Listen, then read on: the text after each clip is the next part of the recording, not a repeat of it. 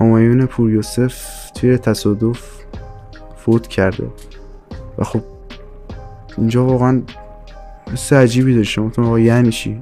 یعنی چی فوت کرده؟ رفتم سرچ کردم با یه پست. لحظات قبل خبر بعدی به دستمون رسید. لیلیتیج یک پلیر ماینکرافت بود که کم کم داشت به بازدیدهای بالایی میرسید، ولی متاسفانه در اثر سانحه یه تصادف از بین ما رفت. بریم با هم حرفهای یکی از دوستانش رو بشنویم. تا اینکه رفتم توی یوتیوبش یکی از بچه‌ها نوشته بود که لیلیتیج یا همون همایون پور یوسف توی تصادف فوت کرده و خب اینجا واقعا حس عجیبی داشتم. گفتم آقا یعنی چی؟ یعنی چی فوت کرده؟ رفتم سرچ کردم با یه پستی روبرو شدم توی این اینستا که یه فرد بود تو همسن لیلیتیج و واقعا اینطوری بودم که یعنی چی مرد؟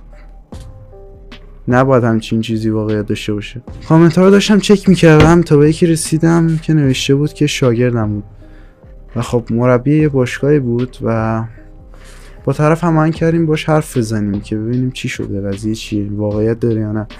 بهش پیام دادم گفتم که ما یه دوستی داشتیم توی دیسکورد و این اتفاق افتاد و قضیه رو بهش توضیح دادم تا اینکه همچین وایسی واسم فرستاد.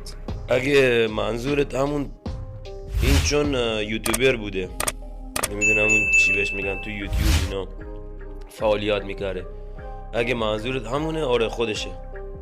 این همون پسر است که تو یوتیوب هم بوده، تو کانال یوتیوب. بله خودشه همون. و خب اینجا بود که من واقعا دیگه نمیدونستم چی بگم.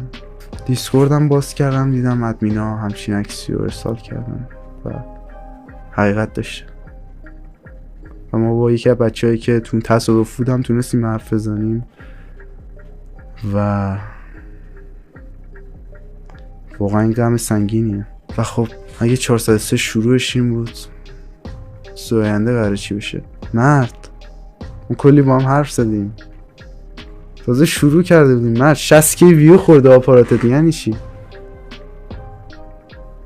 مرد این کار نباید میکردی، یعنی چی؟ مرد کلی ما حرف زدیم، تازه شروعش بود، قرار بود ویدیو بسازیم ویو بگیریم، مرد تازه مانیتایز شده بودیم. چرا؟ یعنی همش کش. خیلی ممنونم که تا آخر ویدیو با ما همراه بودید. لطفاً ویدیو رو لایک و کانال رو دنبال کنید.